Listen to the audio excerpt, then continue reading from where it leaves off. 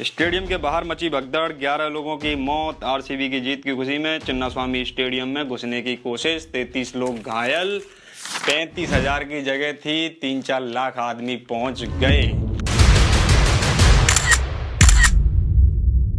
मतलब बेरोजगारी on peak. तो फाइनली गाइस आरसीबी जो है वो 18 साल बाद जीत चुकी है। और जीत के साथ जो अफसोसजनक हादसा हुआ जिसमें 11 लोगों की मौत हो गई, हम उनके परिवार के साथ संवेदनाएं व्यक्त करते हैं। भगवान उनकी आत्मा को शांति दे। देखो फैन होना अच्छी बात है, लेकिन इसका मतलब ये नहीं है कि मैं आधार कार्ड से पापा का नाम हटा के उसका नाम लिखवा दूं जिसका मैं फैन हूँ। समझ रहे हो? आरसीबी वालों से डायरेक्ट कहना है कि जा तो फिर पापा का नाम हटवा के विराट कोहली लगवा दो उधर।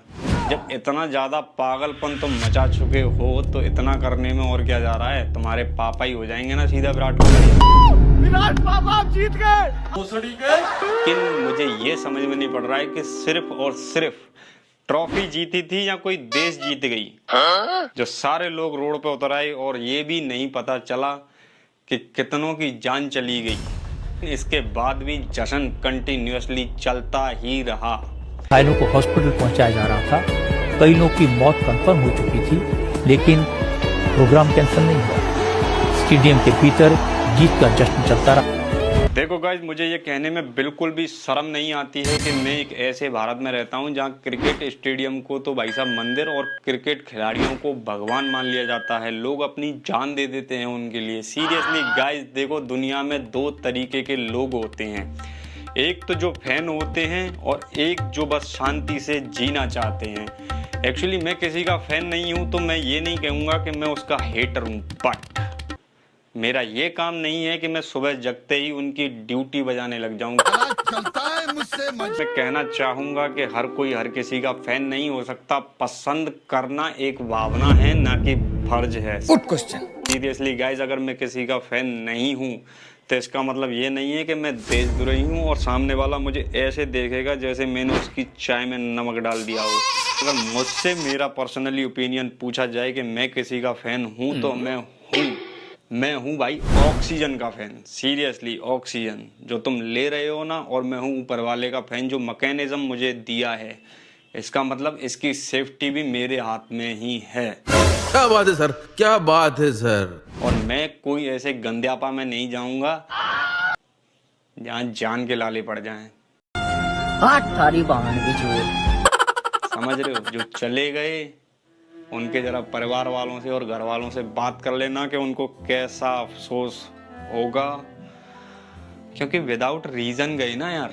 कोई रीजन इतना स्ट्रॉन्ग नहीं था कि उनको जाना पड़ा ये दुनिया छोड़ के। ये क्या तमाशा लगा रखा है तूने? ये तस्वीरें दिखाकर क्या साबित करना चाहता है तू? आप उनके लिए सिर्फ और सिर्फ मक्खी हो मच्छर हो। देखो मैं बड़ी बड़ी बातें तो नहीं चोद रहा हूँ यार। बड़ी बड़ी बात मत चोद, समझा? मैं चाहूंगा कि उनकी लाइफ के struggle, hard work, trying bye trying, इनसे कुछ सीखना और अपना करना, ये तो शायद मुझे लगता है कि फैन बेस की भाषा में आता है। लेकिन ऐसा फैन बेस के भाई जान ही दे दो तुम किसी के लिए। विराट कोहली के फैन आप क्या कहना चाहोगे? क्या विराट कोहली का जान देना चाहता हूँ, जान देना चाहता हूँ विराट कोहली। पागल है क्या कर रहा है? एक्चुअली आप भी तो कुछ करने आए हैं ना जीवन में। या आप सिर्फ आरसीबी चिल्लाने आए हैं? क्या सोच है रे तेरी? क्या ये सोचने वाली बात नहीं है कि एक छोटे से चूतिया पे के चक्कर में 11 लोग चले गए यार। सीरियसली गाइस, मुझे नहीं पता है ये मेरे देश में क्या चल रहा है, या यूथ का ब्रेन वॉश किया जा रहा है, या एक तो गाली निकलती हैं यार, या फिर यूथ चूतिया ही हो गया है मुझे लग रहा है। और ऐसे ही चूतिया हो गया हूँ मैं तुम्हें समझाते समझाते। प्लीज यार सब्सक्राइब करो, बेल आइकन ऑन करो, फैन बनो, ऑक्सीजन के बनो, भगवान के बनो, मम्मी पापा के बनो और दोस्तों के बनो। बहुत बहुत शुक्रिया कि मैंने आपको थोड़ा सा भावुक तो किया। अब जाके सब्सक्राइब कर देना। दी एंड लगा दे रहा हूँ। मिलते हैं नेक्स्ट वीडियो में। दी एंड।